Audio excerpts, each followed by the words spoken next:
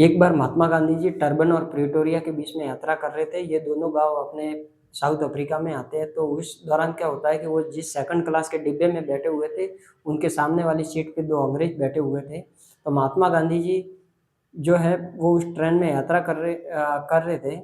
तो क्या होता है कि दोनों अंग्रेज जो है वो खड़े हो जाते हैं और महात्मा गांधी जी को कहते हैं कि आप यहाँ से उठिए, हमें बैठने दीजिए। तो महात्मा गांधी जी वहाँ से उठकर सामने वाली सीट पे बैठ जाते हैं।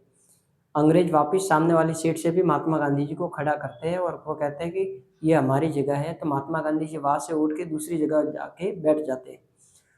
वो अंग्रेज वापिस उनके पीछे जाते हैं और वहाँ से भी उनको उठा देते हैं। अंत में वो कहते हैं कि ये जो ट्रेन है वो सिर्फ़ गोरे लोगों की है, यहाँ पे काले लोगों को बैठने का अधिकार नहीं है। और ये कहते हुए वो महात्मा गांधी जी को वो चलती हुई ट्रेन से धक्का दे देते हैं और महात्मा गांधी जी चलती हुई ट्रेन से नीचे गिर जाते हैं, जिनसे उनके पीठ पे थोड़ी खरोंच भी आती है और फिर वो खड़े होते हैं। ठंड का मौसम था, सर्दी का माहौल की वजह से पूरा शरीर जो था वो उनका ठिठुर गया था।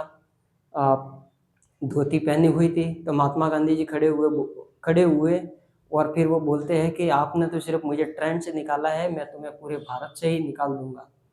और वो वहाँ से प्रण ले लेते हैं।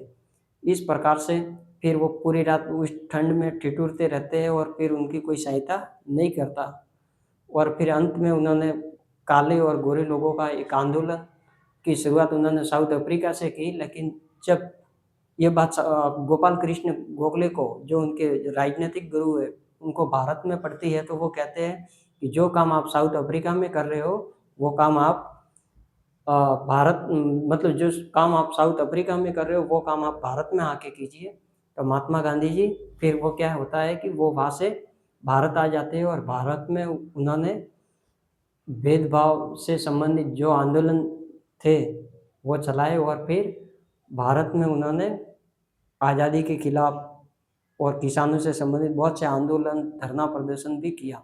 तो महात्मा गांधी जी एक अच्छे महापुरुष के रूप में हमारे सामने उभरते हैं और किसी भी प्रकार से आज के दौर में देखें तो मतलब अपन एक गाँव से निकलते तो अपने साथ कुछ कोई नहीं आता, लेकिन उस समय मोबाइल फ़ोन और सोशल मीडिया का ज़माना ना होते हुए भी महात्मा गांधी जी जहाँ से निकलते थे उनके पीछे लाखों की भीड़ होती थी। और जहाँ भी जाते थे, हर कोई न कोई उनको देख के प्रणाम करता था और उनका आदर सम्मान करता था। ऐसे थे महान पुरुष जिसको राष्ट्रपिता कहते हैं, महात्मा गांधी जी। धन्यवाद।